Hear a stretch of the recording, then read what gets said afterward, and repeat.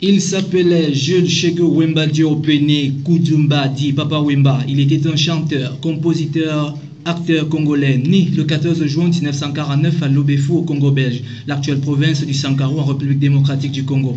Il est mort le 24 avril 2016 à Abidjan à la suite d'un malaise sur scène. Véritable personnage central dans l'histoire de la musique, artiste totémique. Il aimait à le dire et à répéter qu'il préférait prendre son envol et quitter cette terre en chantant.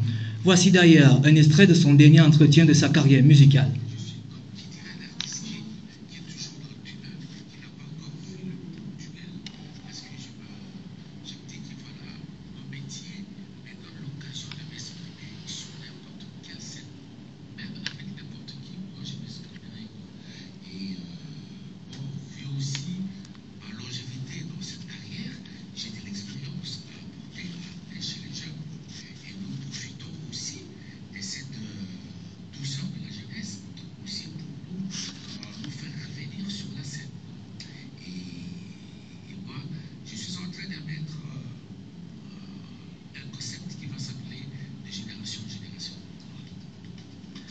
Ce dernier entretien a été mené des mains de maître du confrère aîné Claudicia de Radio France Internationale. C'était le 21 avril 2016. Le cofondateur du label Viva la Musica de Zaiko Langalanga a laissé derrière lui tout un héritage culturel et patrimonial.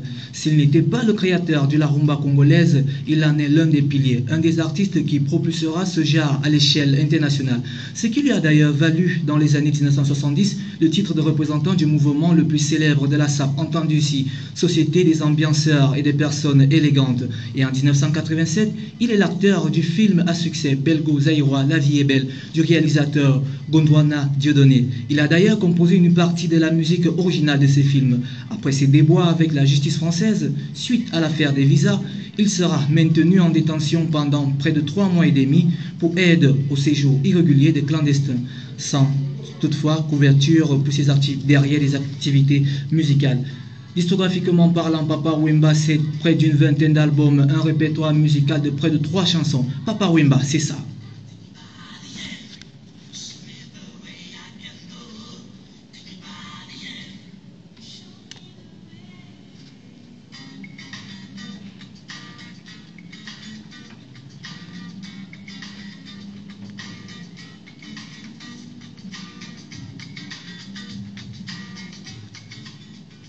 Papa Wemba, c'est aussi ça.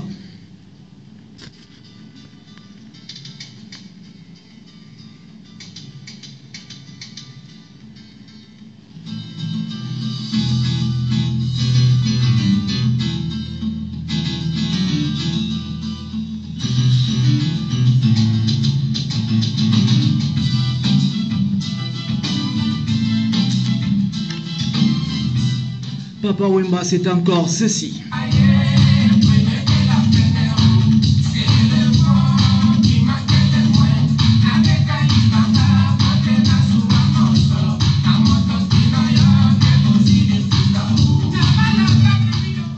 Ce qui lui a d'ailleurs valu plusieurs distinctions, parmi lesquelles le Cora du meilleur artiste masculin d'Afrique en 1996, commandeur de l'Ordre national de la Côte d'Ivoire à titre posthume, mais aussi grand officier de l'Ordre national des héros nationaux de Kabila Lumumba à titre posthume. Sa dernière collaboration artistique s'est faite avec le jeune artiste tanzanien Diamond Platnumz intitulé Chacun pour soi. Savant mélange de rumba et de R&B, l'un chante en swahili et l'autre en lingala. Ça donne ceci, écoutez la voix du rossignol.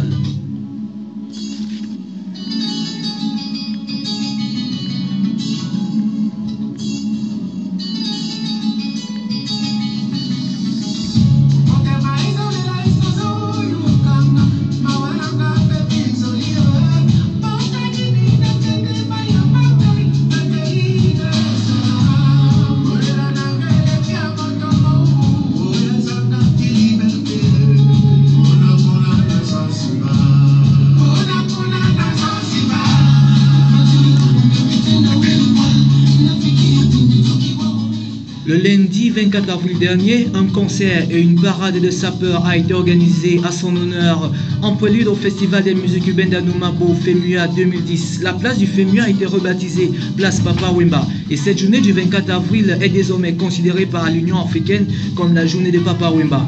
Comme d'autres artistes internationaux, Michael Jackson, le roi de la pop, Bob Marley, le roi du reggae, Elvis Presley, le roi du rock'n'roll, Tupac, le roi du hip-hop, Papa Wemba était et reste incontestablement le roi de la rumba congolaise en Afrique.